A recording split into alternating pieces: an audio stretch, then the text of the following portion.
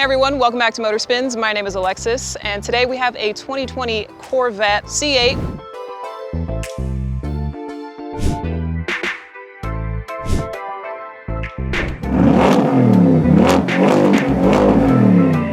A Chevrolet's first mid-engine offering. This thing is pretty insane. It may look like a supercar, but certainly is not priced like one, as you can have one of these for under $100,000, believe it or not. Coming around to the side, right off the bat, I think what's most striking about this car is the color. Zeus Bronze Metallic. Pretty subtle, but I mean, totally fits the car and all of the aero on it. This one has the Z51 package, as designated right here on the calipers. These are staggered wheels. So moving to the back, which is the business end of the Chevrolet C8, we have the naturally aspirated V8, which puts out 495 horses, an extra 5 thanks to the Z51 package that this comes in, which shaves and added 0.2 seconds off your 0 to 60 time for a total of 2.8 seconds in the 0 to 60. We have the large fixed wing, which looks a little ridiculous, but is totally fitting for a car like this. And because of the mid-engine placement, the power is pushing you as opposed to pulling you. All right, let's take a look at the engine on this thing. Let's pop the, I guess, the hood, technically. We have a 6.2 liter naturally aspirated V8, which is mated to a dual clutch transmission that was engineered from the ground up by Chevrolet. So that is definitely helping put down the power of this vehicle. Aside from that, back here you can see an engine appearance package, which comes with carbon fiber on the sides. You get some LED lights to make your engine real pretty. And then I guess the other thing of note back here is the trunk, which Chevrolet likes to tote, that you can fit a golf bag back here as long as the targa top, which latches on to these little things. Unfortunately, this is the first Corvette in the lineup to not be offered with a manual transmission, but I think you'll come to find that that's not too much of a downside because it is definitely compensated for in speed and performance. Closing up the back, we got soft close action. Beautiful. Moving down below, you can see the quad exhaust, which is specific to the Z51 package, and this thing is pretty loud. Definitely will elicit a little bit of hatred from your neighbors, but small price to pay.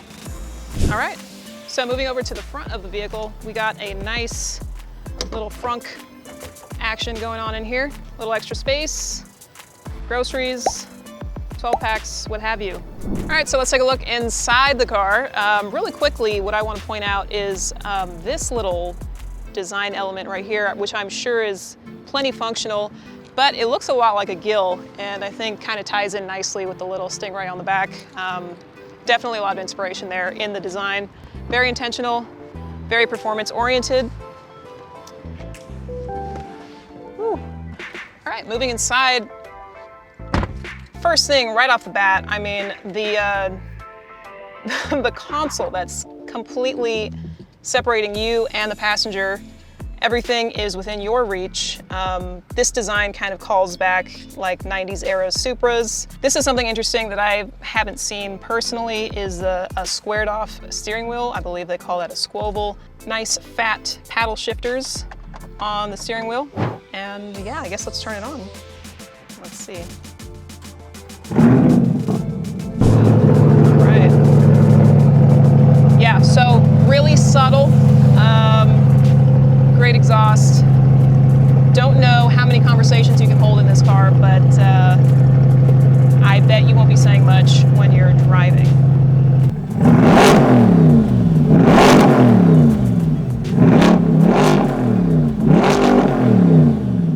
This is kind of an uncharacteristically nice interior for the Chevrolet Corvette. Nice, luxurious. They definitely upped the bar a little bit with the C8. We have the latest iteration of the Chevrolet infotainment system, and we have a bunch of information, oil pressure, tire sensors, tire pressure sensors, coolant temp, stuff like that. Definitely performance oriented. And then on a nice day, if you want to go topless, this thing has a targa top, which conveniently can be removed from these latches inside the cabin. And yeah, I think that pretty much wraps up the interior.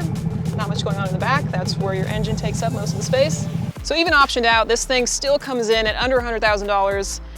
Such a great deal as far as supercars are concerned. I think this is a great American entry into the supercar market. This is a cool car. Unfortunately, I didn't get to drive it, so I can't give you my thoughts on that, but give me yours. Let me know in the comments. Please like and subscribe. Thanks for watching Motor Spins. I'll see you next time.